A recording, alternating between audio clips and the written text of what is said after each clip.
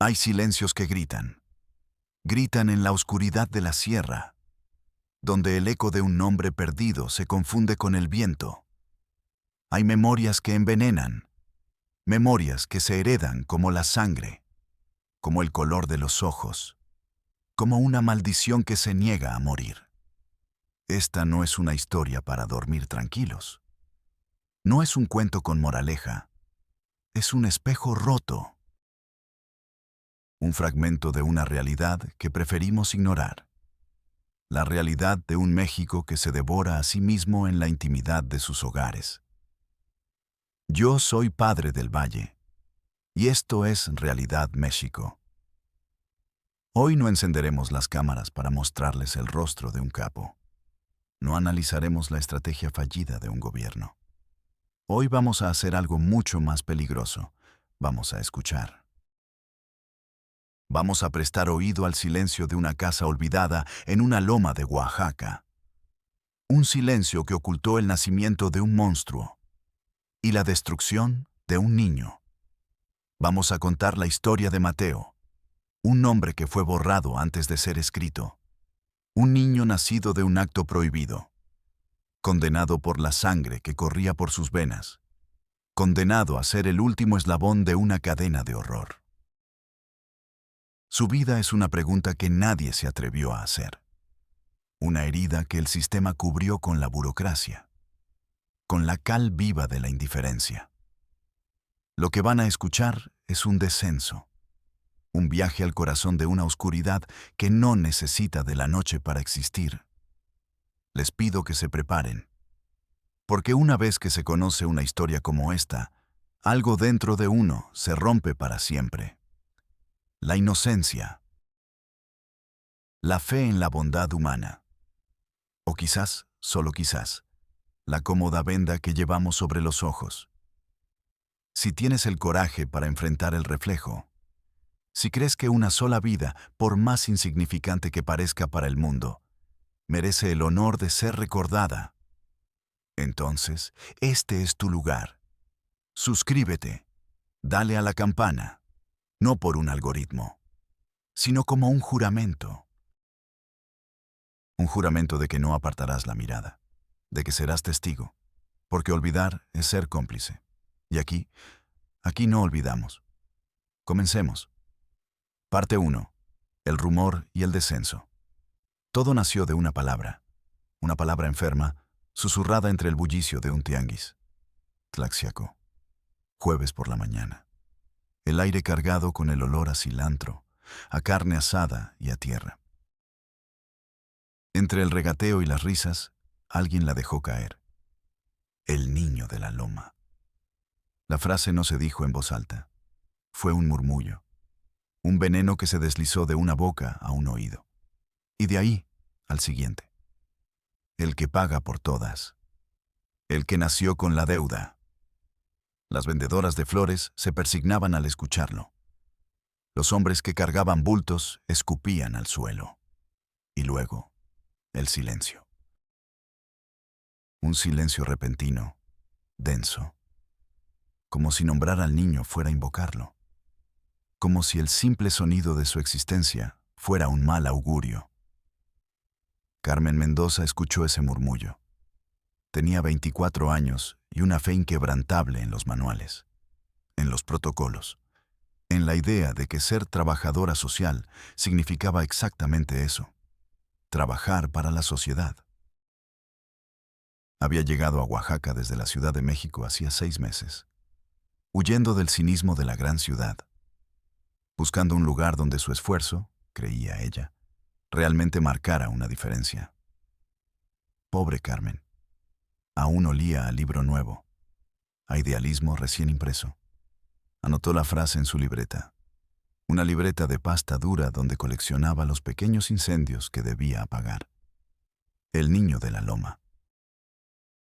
Debajo, el nombre del lugar que todos señalaban con un gesto vago de la cabeza. Hacia las montañas, hacia donde el sol se pone. San Isidro de las Sombras. El nombre mismo era una advertencia, una línea de tinta azul que sellaría su destino. El lunes siguiente, encendió el motor de su Tsuru blanco, el auto oficial, un vehículo tan lleno de cicatrices como los expedientes que transportaba. El viaje fue una metáfora, un lento despojo de la civilización. Primero, la carretera federal, lisa, predecible. Luego, la desviación. El asfalto se volvió agrietado, roto, como la piel de un anciano. Finalmente, la terracería, un camino de polvo rojo que se levantaba como una nube de sangre detrás del auto. La señal del celular parpadeó una última vez y murió. Carmen estaba sola. El mundo moderno, con sus reglas y su lógica, se había quedado atrás. Ahora estaba en el territorio del mito, del secreto. El calor era un enemigo físico. Golpeaba el metal del coche. Se filtraba por las ventanas. Cada bocanada de aire era un trago de polvo caliente. El paisaje se volvió austero, monocromático. Solo el ocre de la tierra seca y el verde pálido de los nopales. Y el azul implacable del cielo. Un cielo sin nubes, sin piedad. Después de 2 horas que parecieron un día, lo vio. San Isidro no era un pueblo. Era un puñado de heridas en la ladera de una colina. Casas de adobe y lámina que se aferraban a la tierra, como si tuvieran miedo de caer al vacío. No había plaza, no había iglesia, solo un camino de tierra que moría en la nada. El silencio era el verdadero alcalde de ese lugar. Un silencio pesado, espeso. Solo el zumbido de las moscas y el ladrido agónico de un perro amarrado a un poste. Carmen aparcó el Tsuru bajo la sombra raquítica de un pirul. Al bajar, sintió el peso de 100 miradas. No las vio, pero las sintió. Desde las rendijas de las puertas, desde las ventanas oscuras que parecían cuencas vacías. Eran los ojos del miedo. Los ojos de una comunidad que había aprendido que el mundo exterior solo trae 2 cosas: falsas promesas o nuevas formas de dolor. Caminó hacia la única construcción que parecía tener vida. Una tienda. Un cuarto oscuro que olía a jabón sote, a Coca-Cola caliente y a tiempo estancado. Detrás de un mostrador de madera carcomida, un hombre viejo la observó. Su rostro no tenía expresión. Era una máscara de cuero curtido por el sol y la desconfianza. «Buenas tardes», dijo Carmen. Su voz sonó extraña, demasiado formal para ese lugar. El hombre solo asintió. «Busco a una familia. Tienen un niño. Le dicen el niño de la loma». El anciano dejó de limpiar un vaso. La miró fijamente por primera vez. Sus ojos eran pequeños, casi enterrados en las arrugas.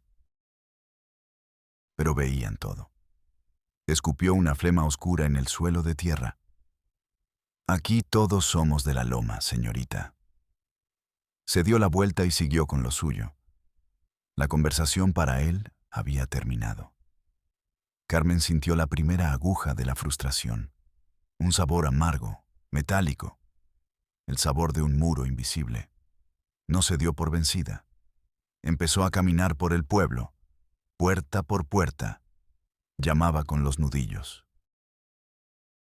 «Buenas tardes, soy del DIF». Algunas puertas no se abrían. Otras se abrían solo una rendija, mostrando un ojo, una nariz, y se cerraban de golpe. Las pocas personas que le hablaron repitieron la misma lección aprendida. «Aquí no vive ningún niño con ese apodo. Se equivoca de lugar. Mejor váyase, el sol está fuerte». Una mujer incluso le soltó un perro. Un animal flaco y rabioso que le ladró a los talones hasta que Carmen regresó al camino principal. La tarde caía. Las sombras de las colinas se estiraban como dedos largos y fríos. Querían engullir el pueblo. Querían engullirla a ella. Carmen se recargó en el cofre caliente de su auto. Se sentía estúpida, ingenua. Había llegado con sus manuales y sus protocolos. y se había estrellado contra algo mucho más antiguo, más poderoso: el miedo. El miedo colectivo que se convierte en ley. Estaba a punto de rendirse, de volver a la ciudad y escribir en su informe: no se encontraron elementos. La mentira cómoda de la burocracia. Cuando la sintió, una presencia a su espalda. No la oyó llegar. Se giró de golpe, con el corazón en la garganta. Era una anciana. Diminuta, encogida sobre sí misma. Su espalda, una curva perfecta. Su rostro, un mapa de cada sequía, de cada helada, de cada pena. «Tú no eres de aquí», dijo la anciana. Su voz era el sonido de las hojas secas al ser pisadas. «No», respondió Carmen. «Busco a un niño». La anciana sonrió. Una sonrisa que no movió un solo músculo de su cara. Solo sus ojos. Unos ojos negros, brillantes, como dos trozos de obsidiana. «No buscas un niño», susurró. «Buscas la casa podrida». Carmen contuvo el aliento. La que está al final del camino de las culebras, pasando el maizal muerto. La anciana señaló con un dedo que parecía una rama seca. «El diablo va ahí a cenar todos los jueves, pero no le gusta que lo interrumpan». Dicho esto, la mujer se dio la vuelta y se disolvió en la creciente oscuridad, como si nunca hubiera estado allí, dejando a Carmen sola, temblando, con el eco de sus palabras flotando en el aire, y con una dirección que sonaba a condena: el camino de las culebras. El nombre no era una metáfora. Era un sendero angosto, apenas visible entre la maleza que serpenteaba por la ladera. El tsuru protestaba. Las piedras golpeaban el chasis con sonidos secos, como puñetazos. Las ramas de los arbustos arañaban la pintura, dejando largas cicatrices blancas, marcando el auto, marcándola a ella. Era un camino que no quería ser transitado, un camino que se defendía. El maizal muerto apareció a su izquierda, un campo de esqueletos vegetales. Las cañas secas, grises, se erguían hacia el cielo como los dedos de un ahogado. El viento soplaba a través de ellas, produciendo un silbido bajo, constante, un lamento. Carmen sintió un escalofrío, a pesar del calor sofocante. El sol se hundía en el horizonte, tiñendo el mundo de un rojo violento, un rojo de herida abierta. Y entonces la vio. La casa, aislada, solitaria. Como un diente podrido en una encía enferma.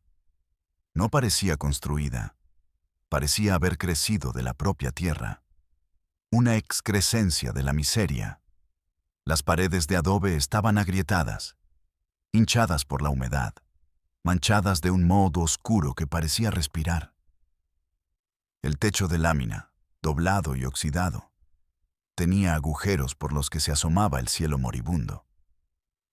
No tenía ventanas. Solo dos huecos negros y cuadrados en la fachada. Miraban sin ver, como los ojos de un ciego. Eran una invitación a la oscuridad. Carmen detuvo el motor. El silencio que siguió fue absoluto, profundo. Un silencio de tumba. Se quedó dentro del auto, las llaves en la mano, el corazón latiéndole en los oídos. Un pulso sordo. Una parte de ella, la parte racional, le gritaba que se fuera. Que diera la vuelta. Que escribiera el informe. Que olvidara el rumor, a la anciana, a esa casa. Pero la imagen de un niño sin nombre la retenía. La imagen de una sombra que necesitaba una luz, aunque esa luz la consumiera. Bajó del coche. Cada paso sobre la tierra seca sonaba como una explosión. El aire era distinto aquí, más pesado. Olía a leña quemada, a basura vieja y a algo más. Algo dulzón y penetrante. El olor de la descomposición, no de la basura, sino de algo vivo, o que alguna vez lo estuvo. La puerta era una broma, un ensamblaje de tablas desiguales, unidas por alambres oxidados. No había manija, solo un agujero por el que se pasaba un lazo. Carmen levantó la mano para tocar. Dudó. El miedo era una cosa física, un nudo helado en el fondo de su estómago. Respiró hondo. El aire olía a podredumbre. Y tocó. El sonido fue absorbido por la madera vieja. Un golpe sordo, mudo. Esperó. Un minuto que fue una hora. Nada. Solo el silbido del viento en el maizal. Volvió a tocar. Más fuerte. Con rabia. Con la frustración de todo el día acumulada en sus nudillos. «Soy del DIEF. Vengo a hablar con ustedes», gritó. Su propia voz la asustó. Sonaba desesperada. El chirrido que siguió fue el sonido más horrible que había escuchado en su vida.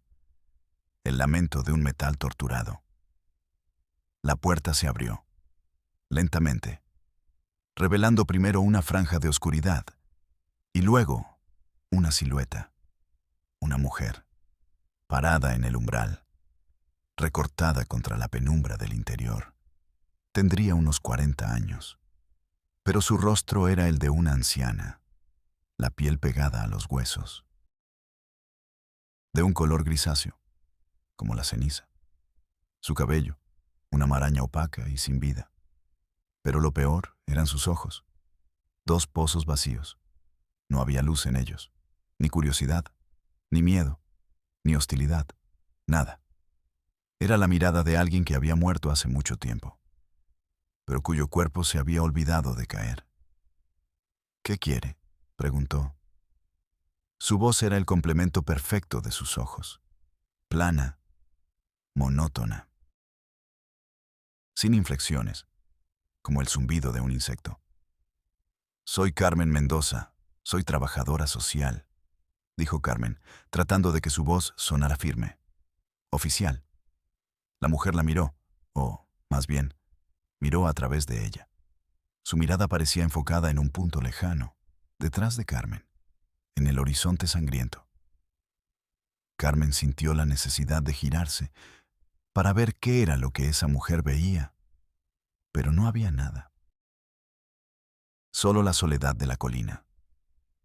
Detrás de la mujer, en la oscuridad de la única habitación, algo se movió. Un crujido. Carmen forzó la vista. Era una mecedora. Y en ella, sentada, otra figura. Más vieja, más encorvada. La abuela. No podía verle el rostro. Solo su silueta meciéndose. Adelante y atrás. Adelante y atrás. Un ritmo hipnótico. Incesante. Como el péndulo de un reloj que mide un tiempo que no es humano. Y entonces, sus ojos se acostumbraron a la penumbra. Y lo vio, en el rincón más alejado de la puerta, hecho un ovillo en el suelo de tierra, un niño. Apenas un bulto de ropa sucia y piel. Estaba abrazando sus rodillas, con la cabeza gacha. Era tan pequeño, tan frágil. Un montón de huesos abandonado en un rincón. Mateo. «Él es Mateo», dijo la mujer de la puerta, como si le hubiera leído la mente. «No es de mucho hablar». La voz, sin emoción, le dio a Carmen un escalofrío. Le hizo un gesto para que entrara. No fue una invitación, fue una orden silenciosa, como si la entrada de Carmen fuera inevitable, parte de un guión ya escrito. Carmen cruzó el umbral. Fue como entrar en otro mundo, un mundo sin aire fresco. El olor que había percibido afuera se multiplicó por 100. Era un asalto a los sentidos. Humedad, sudor rancio, excremento. Y ese olor dulzón, nauseabundo. El olor de la carne que empieza a pudrirse. La habitación era una cueva. No había muebles. Solo el catre desvencijado donde estaba la mecedora. Un fogón de leña en una esquina, con una olla negra encima y un petate en el suelo. Eso era todo. No había fotos, no había adornos, no había nada que hablara de vida, de alegría, de esperanza. Era la escenografía de la desesperación. Carmen se arrodilló frente a Mateo. El suelo estaba frío, húmedo. El niño no se movió, no levantó la cabeza.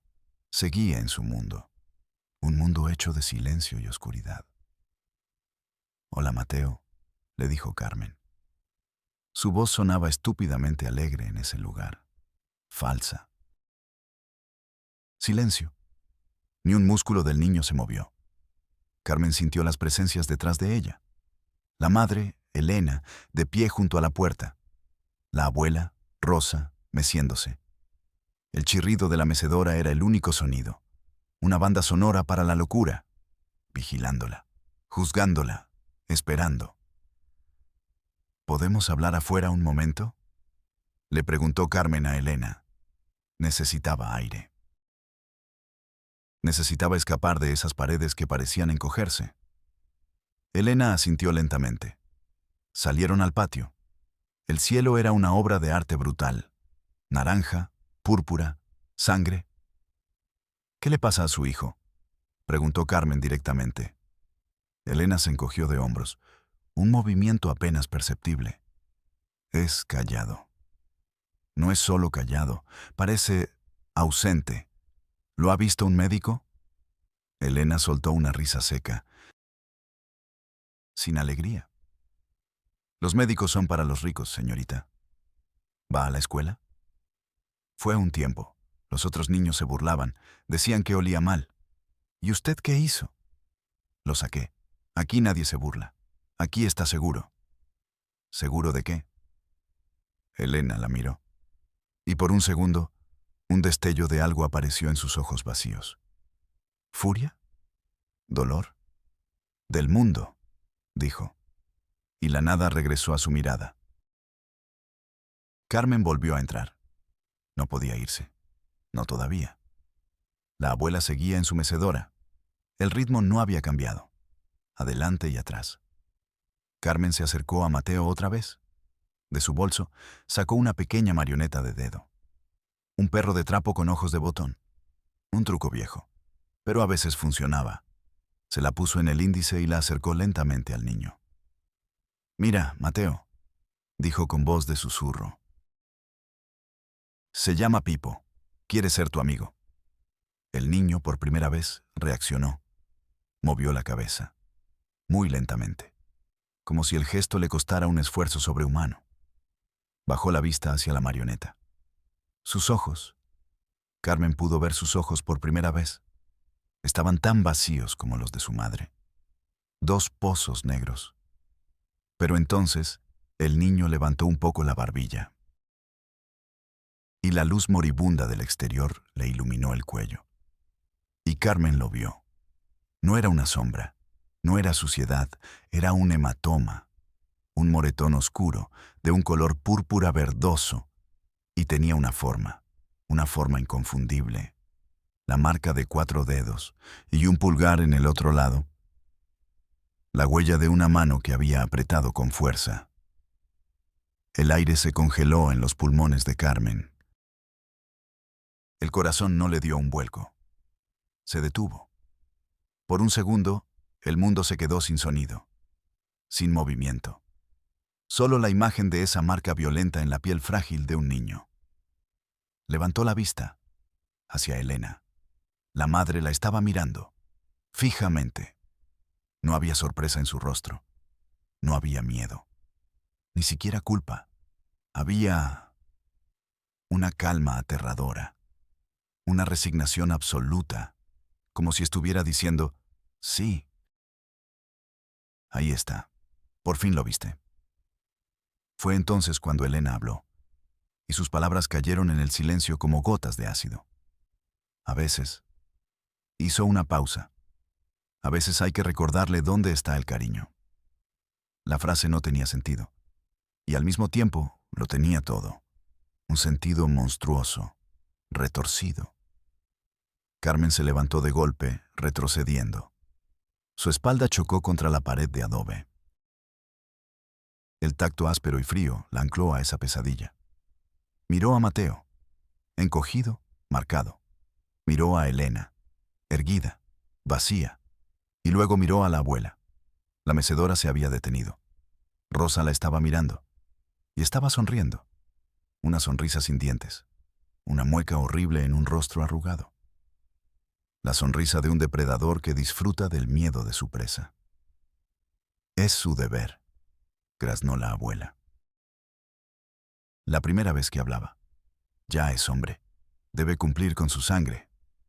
El horror, no como un concepto, sino como una presencia física, una ola de agua helada y sucia que la ahogaba.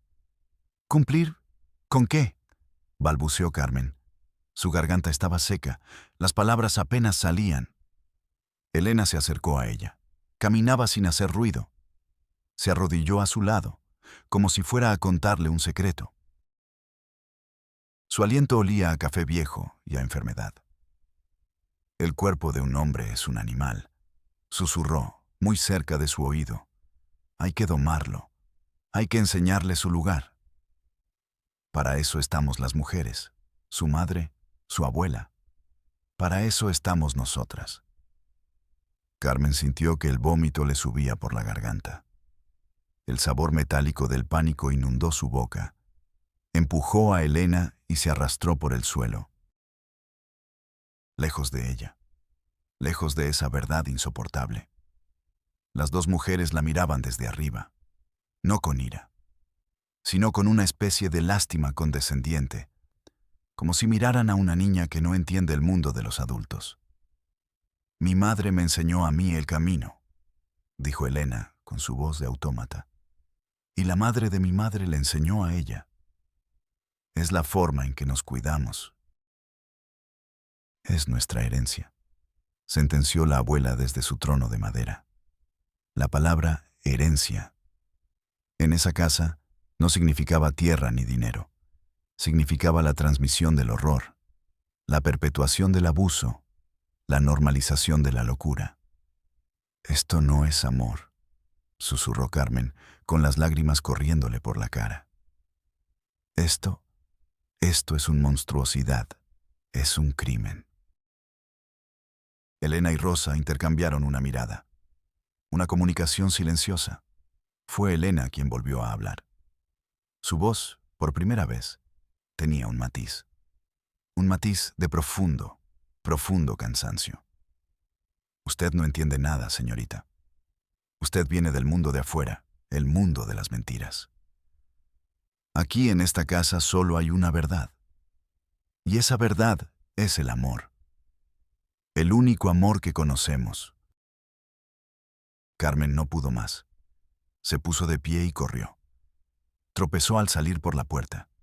Cayó de rodillas en la tierra seca y vomitó. Vomitó el miedo, el horror, la impotencia. El aire fresco de la noche era como oxígeno puro para un buzo que emerge del abismo. Jadeaba, lloraba, temblaba. Se apoyó en la puerta fría de su tsuru. Miró hacia la casa. La silueta de Elena seguía en el umbral, mirándola. Una estatua de la desolación. Antes de que Carmen pudiera arrancar el motor, la voz de Elena flotó en la noche. No fue un grito, fue una declaración. No puede quitármelo, es mío, él es todo lo que tengo. El grito de una madre, o el rugido de una carcelera. Carmen pisó el acelerador.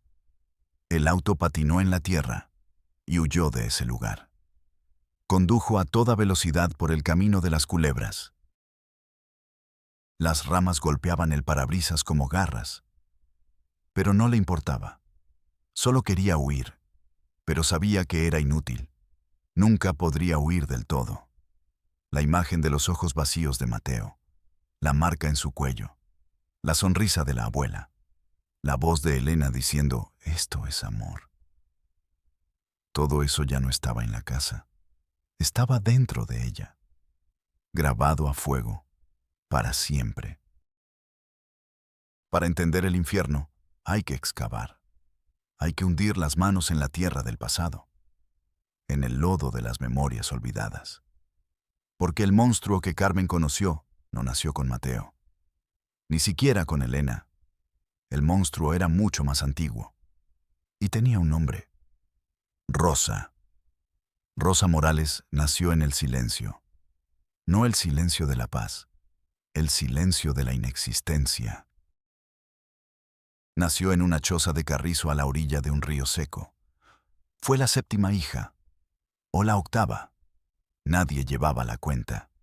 Su padre no le dio su apellido. Le dio su desprecio. Su madre no le dio abrazos. Le dio las sobras de la comida. No tuvo infancia. Tuvo supervivencia. Aprendió a caminar para poder trabajar en el campo. Aprendió a hablar para poder obedecer órdenes. El mundo no era un lugar para descubrir. Era un campo de batalla. Cada día era una guerra ganada contra el hambre, contra el frío, contra la indiferencia de un Dios que nunca miraba hacia su pueblo. Nadie le enseñó las letras. Le enseñaron a usar el machete. Nadie le cantó canciones de cuna. Escuchaba las borracheras de su padre, los golpes contra las paredes, los llantos ahogados de su madre. Aprendió que el amor no existía. Solo existía el poder y el miedo.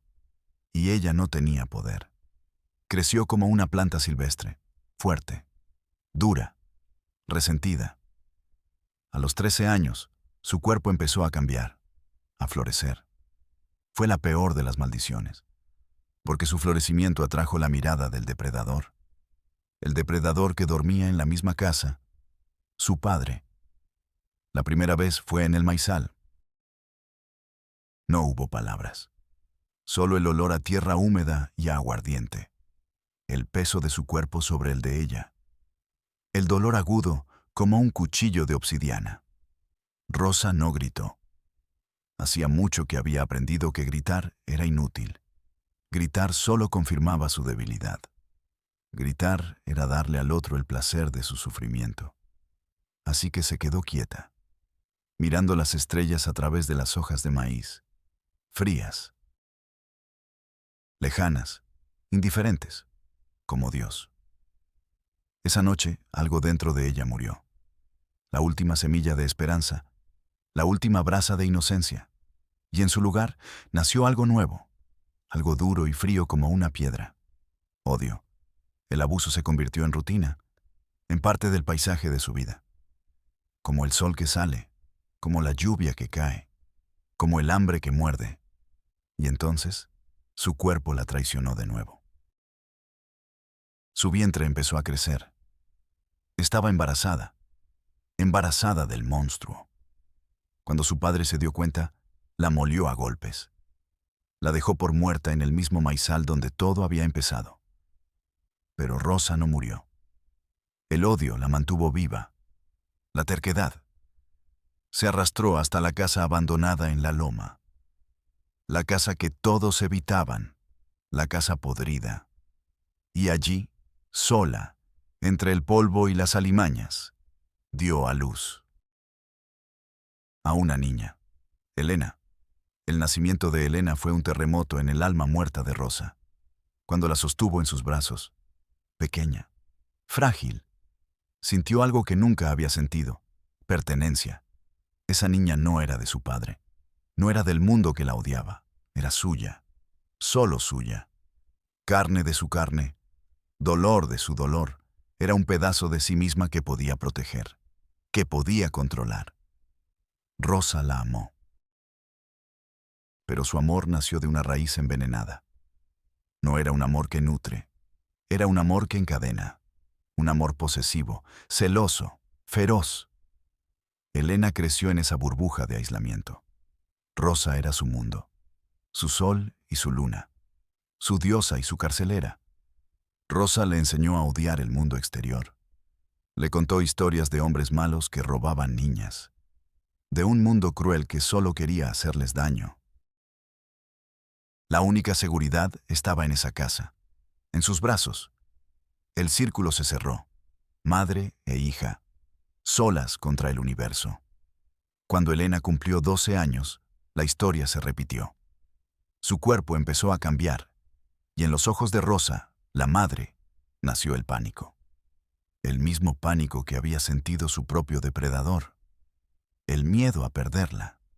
El miedo a que un hombre de afuera viniera y se la llevara. A que le hicieran lo que le habían hecho a ella.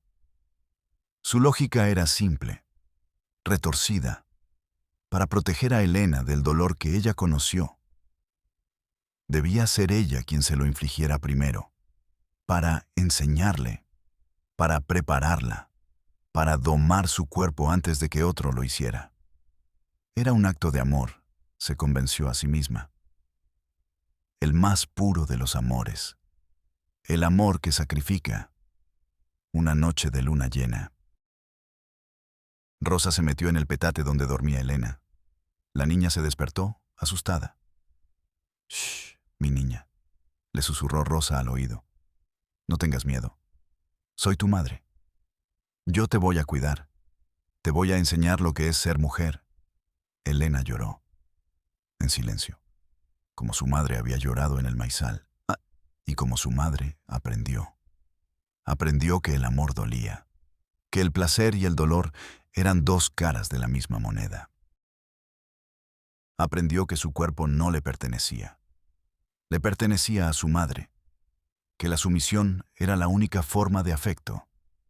El círculo del horror se había cerrado sobre sí mismo, transformándose en un lazo de amor enfermo. El tiempo en esa casa dejó de existir.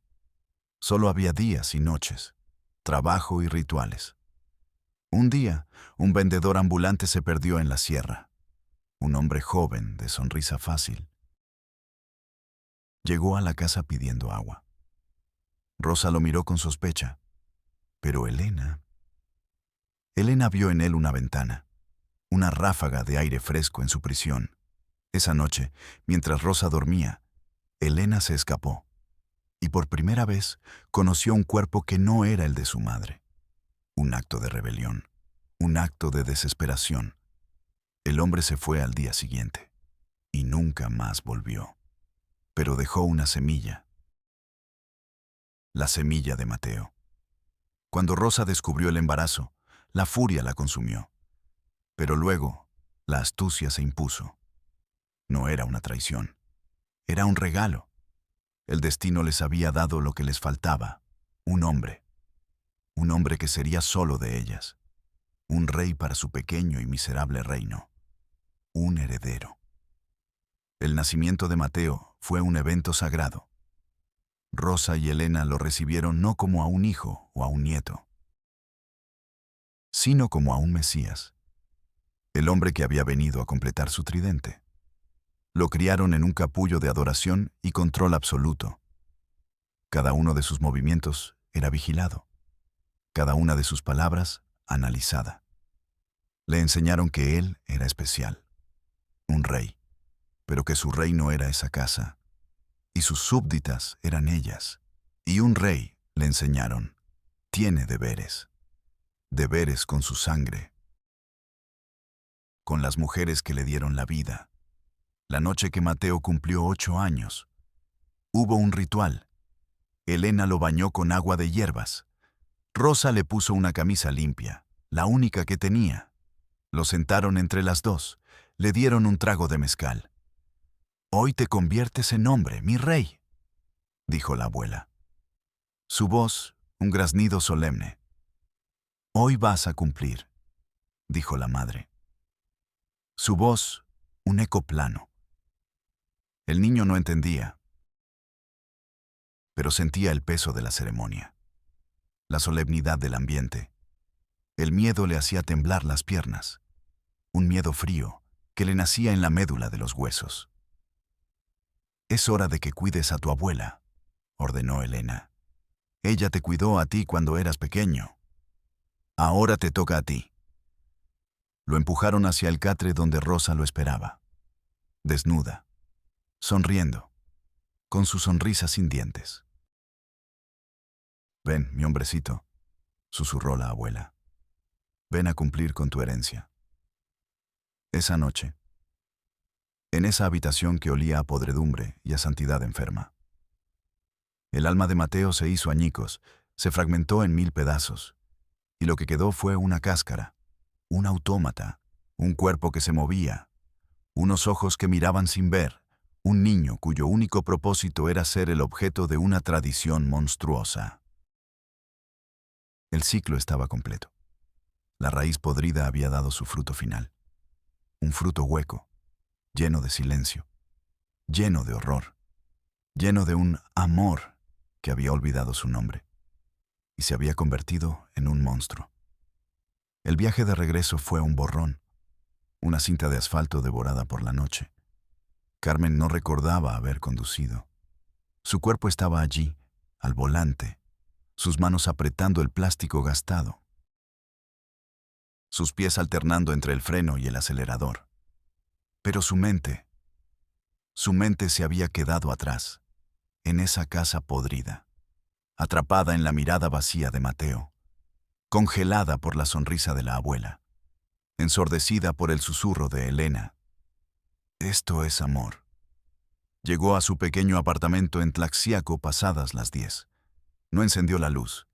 Se dejó caer en una silla del comedor y se quedó allí, en la oscuridad, temblando. Un temblor que no era de frío, era de horror, de una rabia tan profunda y tan impotente que no tenía salida. Cerraba los ojos y veía el moretón en el cuello del niño, la marca de los dedos, la prueba de una posesión brutal. Abría los ojos y la oscuridad de su apartamento se convertía en la penumbra de aquella habitación. El olor. Dios, el olor. Se le había pegado a la ropa, al pelo, a la piel. El olor a encierro y a carne triste. Se levantó, se metió en la ducha. Dejó que el agua caliente cayera sobre ella. Se frotó la piel con jabón hasta dejarla roja. Quería arrancarse el recuerdo. Quería lavar de su memoria lo que había visto. Pero era inútil. El horror no era una mancha. Era una tinta que le había penetrado hasta los huesos. Esa noche, Carmen no durmió. El sueño era un lujo que ya no podía permitirse. Cada vez que el agotamiento la vencía, la pesadilla comenzaba. La mecedora, el chirrido, adelante y atrás, el ritmo de la locura. Se despertaba con el corazón galopando, bañada en un sudor frío.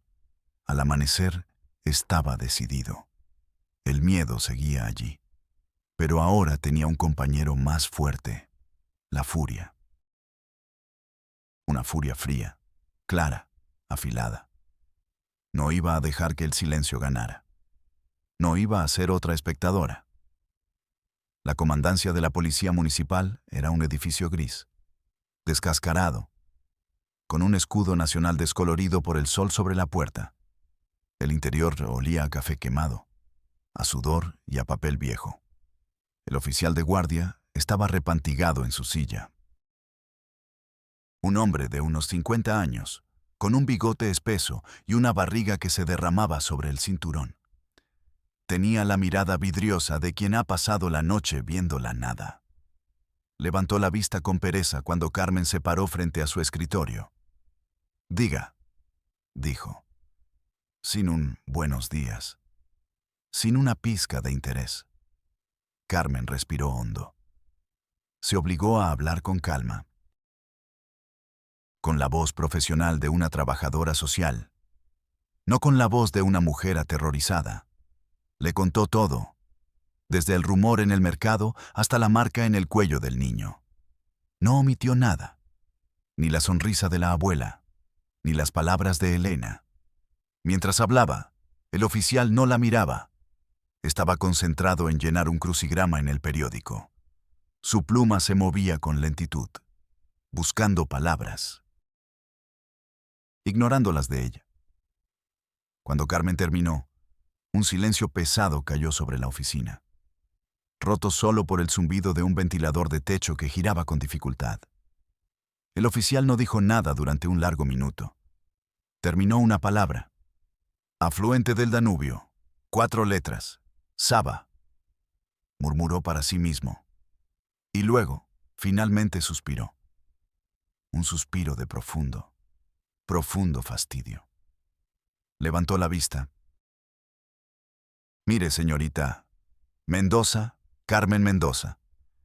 Mire, señorita Mendoza, se ve que usted es nueva por acá. Su tono era condescendiente, paternalista, el tono de quien va a explicarte cómo funciona el mundo real. Esas comunidades de la sierra son complicadas, tienen sus arreglos, sus formas de ver la vida. Lo que para usted es una cosa, para ellos es otra. Usos y costumbres, ¿entiende? La sangre de Carmen se convirtió en hielo. ¿Usos y costumbres?, repitió, incrédula. ¿Abusar de un niño es un uso y costumbre? Vi las marcas. El niño está siendo torturado. Su voz se había elevado. Había perdido el control. El oficial frunció el ceño, molesto, como si ella fuera una mosca impertinente. Bájele a su voz, señorita. Esto es una oficina de gobierno. Dejó la pluma sobre el escritorio. Usted vio marcas. Ellas dirán que se cayó, que es un niño travieso. Usted escuchó cosas. Ellas dirán que usted entendió mal, que el español de ellas no es bueno. Es su palabra contra la de ellas. ¿Y sabe qué? Se inclinó hacia adelante. Su aliento olía a huevo con chorizo. Ellas son de aquí, usted no. Nadie en ese pueblo va a hablar. Nadie se va a meter. Y sin testigos no hay caso. Carmen sintió que el suelo se abría bajo sus pies. La lógica era brutal, perfecta en su cinismo. ¿Y qué se supone que haga? Nada. Dejar a ese niño ahí.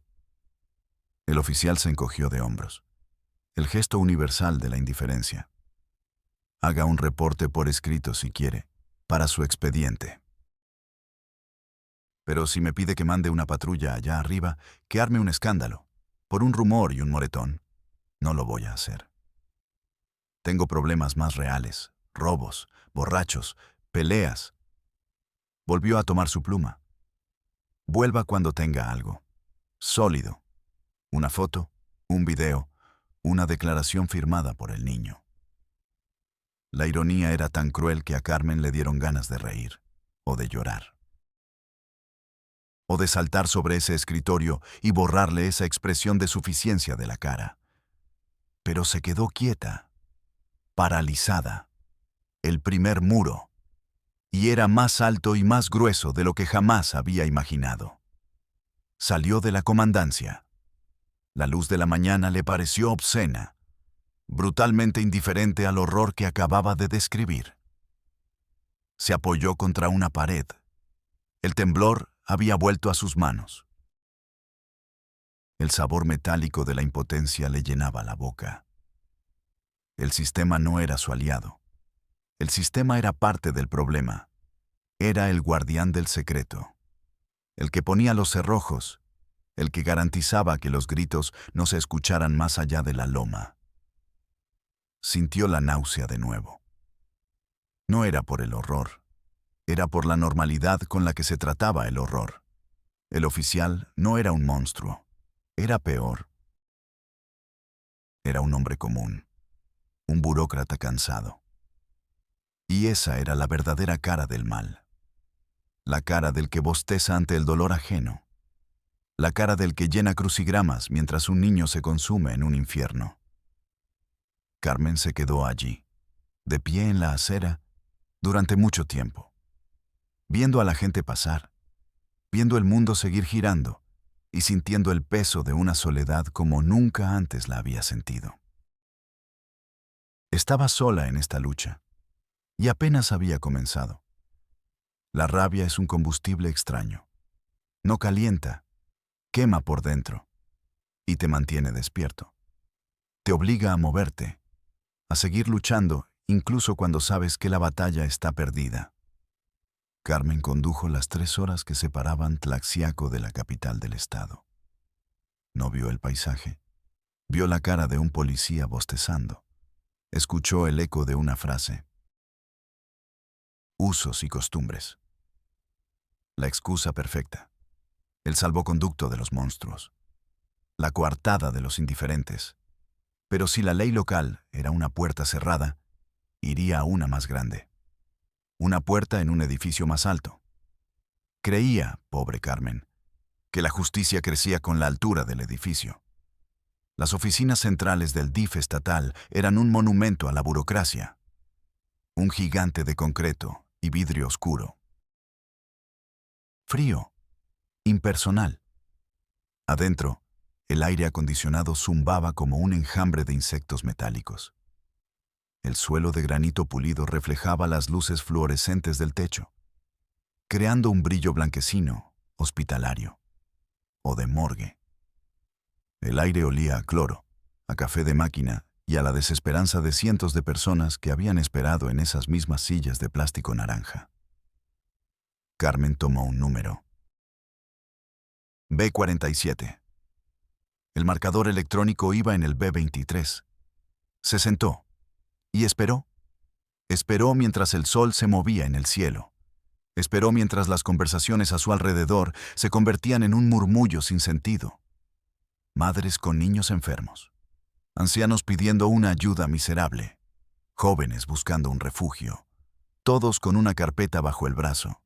Una carpeta llena de papeles que resumían su tragedia. Todos esperando que alguien, detrás de un mostrador de fórmica, les diera una solución. O al menos una respuesta. Carmen se dio cuenta de que no estaba sola en su lucha. Estaba sola en una multitud de luchadores solitarios, cada uno con su propio infierno a cuestas. 2 horas y media después, una voz metálica anunció: B47, ventanilla 8. La ventanilla 8 estaba ocupada por una mujer de unos 40 años. Traje sastre impecable, maquillaje perfecto, pelo recogido en un chongo severo, y la mirada más cansada que Carmen había visto en su vida. Era el cansancio de quien ha escuchado todas las historias de horror del mundo y ha descubierto que ninguna de ellas cambia su rutina. «¿Sí?», dijo la funcionaria. Su voz era tan neutral como su expresión. Carmen, una vez más, contó la historia. Esta vez se esforzó por ser precisa, quirúrgica. Dejó fuera el miedo y la rabia. Se concentró en los hechos. Edad del niño, nombres de las mujeres, descripción de la casa, la marca en el cuello, las palabras exactas que había escuchado. Habló con la fría objetividad de un informe médico. Pensó que el lenguaje del sistema llegaría más lejos que el del corazón. La funcionaria tecleaba en su computadora mientras Carmen hablaba. Clic, clic, clic. El sonido de la tragedia convirtiéndose en datos. Cuando Carmen terminó, la mujer no levantó la vista de la pantalla. Siguió tecleando por un momento. Luego se detuvo. «Entiendo», dijo. La palabra más vacía del diccionario. «El caso es complejo». Miró a Carmen por encima de sus gafas de lectura. Según el protocolo 4.3, inciso B, al tratarse de un menor cuyos presuntos agresores son sus tutores legales, se requiere una investigación preliminar para determinar el nivel de riesgo. Sin embargo, continuó, como si recitara un texto aprendido, dado que el menor reside en una comunidad catalogada como indígena, entra en juego el protocolo 7.1 sobre el respeto a los usos y costumbres. Carmen sintió que la bilis le subía a la garganta. Esa frase otra vez. Esa maldita frase. «Lo que le recomiendo», dijo la mujer, con la paciencia de quien le explica a un niño cómo amarrarse las agujetas, «es que llene el formato 2B, solicitud de investigación preliminar en zonas de alta vulnerabilidad». Se agachó y sacó de un cajón un fajo de papeles. Unas 20 páginas, llenas de casillas diminutas y lenguaje incomprensible. Necesitará 3 copias.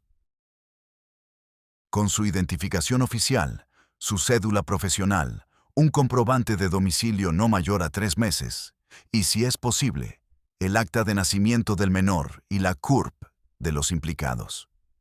Carmen miró los papeles. Eran un monstruo. Un golem de papel diseñado para derrotar al más tenaz. Mientras yo lleno esto, dijo Carmen con un hilo de voz. ¿Qué pasa con Mateo? La funcionaria la miró, ahora sí, con una pizca de emoción. Lástima. O quizás solo irritación.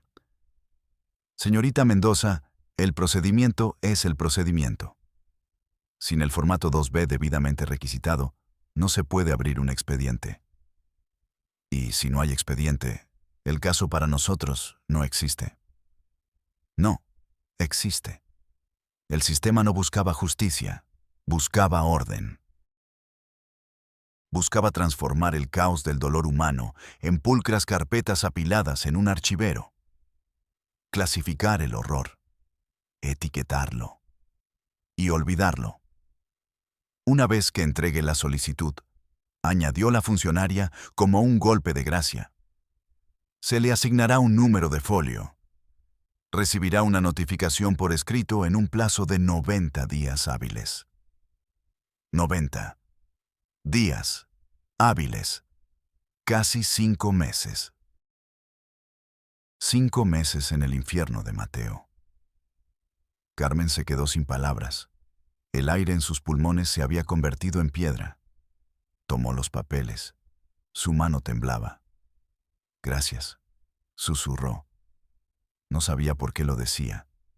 Quizás porque en el mundo de la burocracia, la cortesía es el último refugio de los desesperados. Salió de ese edificio y se sentó en la primera banca que encontró. El sol le daba en la cara, pero no lo sentía. Sentía un frío interior, un frío polar, el frío de la absoluta impotencia. El sistema no estaba roto, funcionaba a la perfección. Estaba diseñado para eso, para desgastar, para desalentar, para protegerse a sí mismo, no a los niños. Pero la rabia seguía ahí. Una brasa incandescente bajo el hielo de la desesperación. Carmen no se fue a casa. Hizo una llamada a un viejo profesor de la universidad, un hombre con contactos. Le suplicó. Le contó la historia. El profesor guardó silencio un momento. Espera, le dijo. 10 minutos después, le devolvió la llamada. Tienes una cita, mañana a las 9, con el subprocurador de protección a la niñez. Se llama Fausto Cervantes. Te recibirá en su oficina. Una llama de esperanza. Débil. Vacilante. Pero una llama al fin. Un subprocurador. Alguien con poder real. Alguien que podía saltarse los formatos y los 90 días. Alguien que podía simplemente actuar. La oficina del subprocurador estaba en otro mundo. En el último piso de un edificio gubernamental de lujo. Moqueta gruesa que ahogaba el sonido de los pasos. Muebles de caoba oscura. Obras de arte en las paredes. Y un ventanal inmenso con una vista panorámica de la ciudad. El aire olía a café caro y a loción de afeitar. Fausto Cervantes era un hombre de unos 60 años. Pelo plateado perfectamente peinado. Traje de lino. Y una sonrisa cálida, tranquilizadora. La sonrisa de un abuelo amable. Se levantó para recibirla. Le dio la mano. Señorita Mendoza, un placer. Siéntese, por favor. ¿Un café? ¿Agua? Carmen se sintió abrumada. Después de tanta frialdad, tanta indiferencia, esa amabilidad era casi dolorosa. Contó la historia por tercera vez, pero esta vez fue diferente. El subprocurador la escuchaba, de verdad. Asentía con la cabeza, hacía preguntas pertinentes.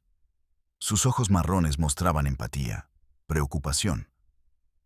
Carmen sintió que por fin alguien la entendía. Por fin había encontrado un aliado. Cuando terminó, se secó una lágrima furtiva. El subprocurador esperó un momento. Juntó las manos sobre su escritorio de cristal. Carmen, dijo, usando su nombre de pila. Déjeme decirle que admiro profundamente su pasión, su compromiso. Este país necesita más gente como usted. Gente que no se rinde, que levanta la voz. Carmen sintió que el corazón se le hinchaba de gratitud. Pero, continuó el hombre. Ese pero, la palabra más cruel del idioma. Pero debe entender, Carmen, la realidad de nuestro estado es inmensamente compleja. Su sonrisa no vaciló.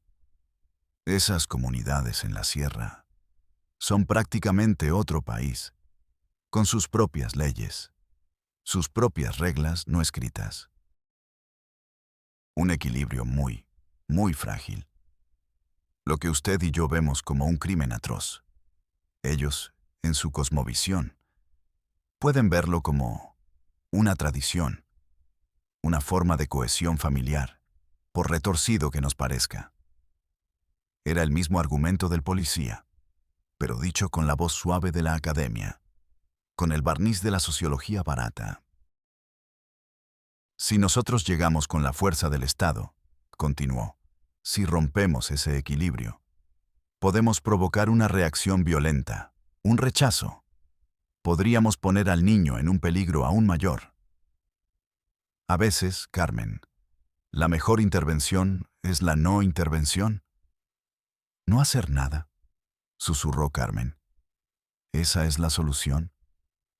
No, no, por supuesto que no, se apresuró a decir él.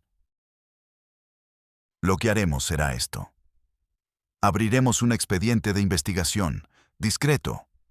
Enviaremos a un mediador cultural, alguien que hable su lengua, que entienda su mundo, para que dialogue con la familia, para que, poco a poco, les haga entender. Poco a poco. Mientras Mateo seguía atrapado. Le aseguro, dijo el subprocurador, levantándose. La señal de que la audiencia había terminado. Que le daremos seguimiento personal a este asunto. Le puso una mano en el hombro, una palmada paternalista. Gracias por su valentía, Carmen. Ha hecho lo correcto al venir. Ahora déjenoslo a nosotros. Palabras, hermosas, vacías, mortales. Carmen se levantó. Salió de la oficina como una sonámbula.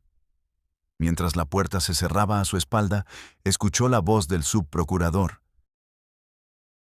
Ya no era cálida y empática. Era eficiente, fría. ¿Laura? Comunícame con el restaurante. Confírmame la mesa para 4 a las 2:30. Y dile al chef que nos tenga preparado el róbalo a la sal. Sí, con el vino de siempre. El mundo seguía girando. Los almuerzos se confirmaban. El vino caro se enfriaba. Y en una loma olvidada, un niño seguía esperando a que alguien simplemente rompiera la puerta. Ese día, en el estacionamiento de lujo, bajo un sol que ya no calentaba, Carmen Mendoza lloró. Lloró por Mateo. Lloró por todos los Mateos de México. Pero sobre todo, lloró por sí misma. Por la joven idealista que había subido esa mañana al edificio y que ya no existía. La habían matado. No con un cuchillo, sino con un vaso de agua, una sonrisa amable y la promesa vacía de un expediente. El tiempo de la burocracia no es el tiempo de las víctimas. El tiempo del sistema es un tiempo lento, espeso. Un lodo que todo lo atrapa, que todo lo pudre. Pasaron las semanas, se convirtieron en meses. El expediente de Mateo, el famoso formato 2B, se perdió en algún escritorio. En alguna pila de papeles idénticos. Carmen llamaba, cada día. Primero a la oficina del subprocurador Cervantes. El licenciado está en una junta. El licenciado salió de la ciudad. El licenciado le devolverá la llamada.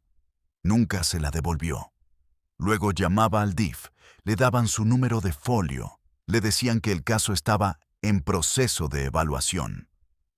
en proceso de evaluación. La frase más cruel, el eufemismo para decir olvidado, a la espera de asignación de recursos, la excusa para no hacer nada. Carmen sentía que estaba gritando en una habitación a prueba de sonido. Su desesperación chocaba contra un muro de silencio cortés, de procedimientos correctos. La maquinaria del olvido funcionaba a la perfección. Durante ese tiempo, Carmen no dejó de pensar en Mateo. ¿Qué estaría pasando en esa casa? ¿Cuántas noches más? ¿Cuántas lecciones de cariño más? La imagen del niño se desvanecía en su mente. Se convertía en un fantasma, un símbolo de su propio fracaso. La rabia inicial se fue transformando en una tristeza pesada. Una tristeza que se le instaló en el pecho y que ya nunca la abandonaría. Empezó a entender algo terrible. El sistema no iba a salvar a Mateo. El sistema no quería salvarlo. El caso de Mateo era incómodo. Era feo. Manchaba la imagen de un Estado lleno de cultura y tradición. Era más fácil dejar que el problema se consumiera a sí mismo. En el silencio de la sierra, la llamada llegó una madrugada de noviembre. A las 3:17 a.m., un número desconocido.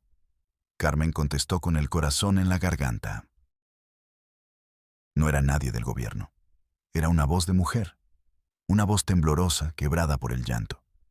Era la anciana del mercado, la que le había hablado de la casa podrida. «Señorita», balbuceó la mujer. «Señorita, fuego». Hubo fuego en la loma. La casa ya no está. Carmen se quedó helada. El teléfono se le resbaló de los dedos. «¿Y el niño?», gritó al auricular. «¿Y la gente?». La mujer al otro lado solo lloraba. Un llanto viejo, desconsolado. «Todos», susurró. «Se quemaron todos». Carmen condujo como un autómata. Las lágrimas le cegaban la vista. La lluvia golpeaba el parabrisas. El mundo era un borrón de luces y sombras. Llegó a San Isidro al amanecer. Una cinta amarilla de la policía bloqueaba el camino de las culebras.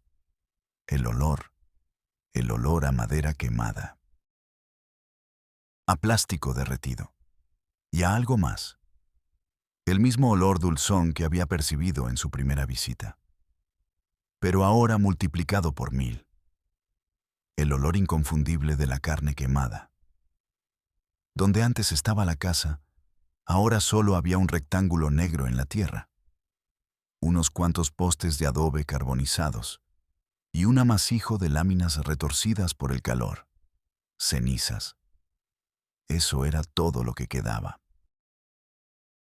Cenizas que la lluvia convertía en un lodo negro y espeso.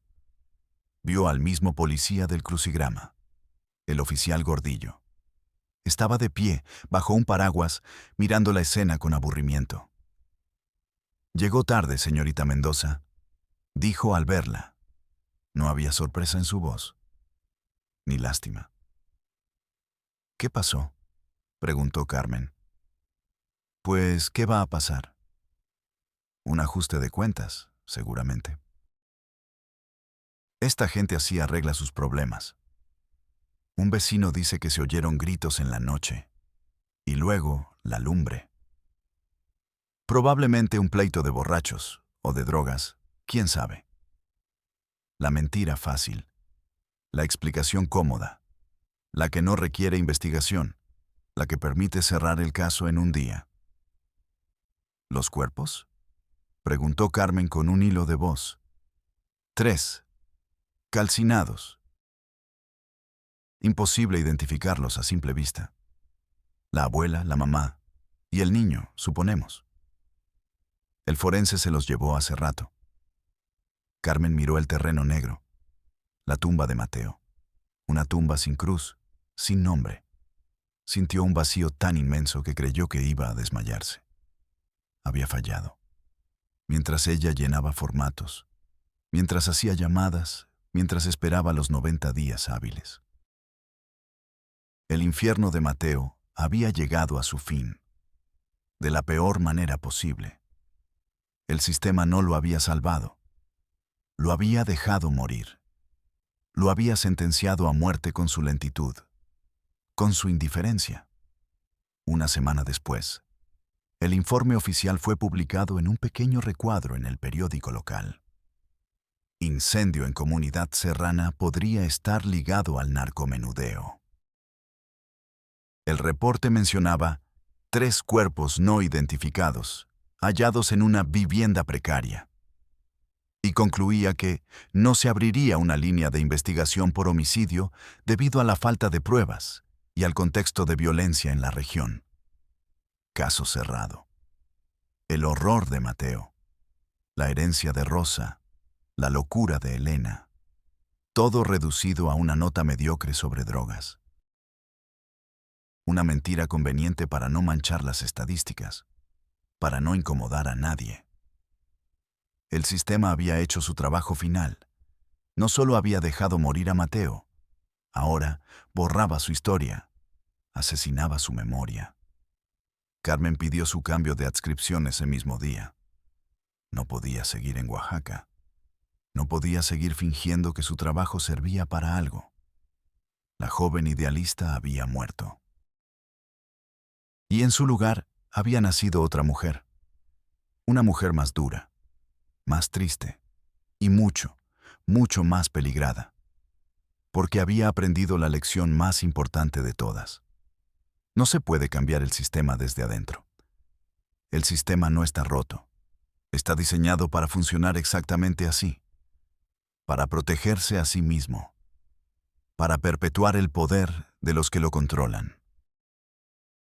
Y para triturar a los que, como Mateo, no tienen voz, ni poder, ni a nadie que rompa la puerta por ellos.